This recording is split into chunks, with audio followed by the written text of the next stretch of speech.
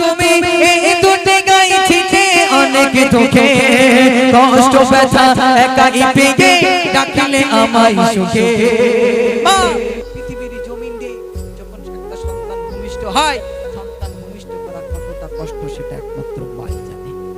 না ভাই, সন্তান পেশাব করে দেয়, ডান সাইডে পেশাব করে দেয়, সন্তানকে তুলে মা বাম সাইডে দেয়, বাম সাইডে পেশাব করে দেয়, সন্তানকে বুকে তুলে সারা রাত মা ভিজে বিছানার উপরে কাটিয়ে দেয়। জোরে হোক না সুবহানাল্লাহ।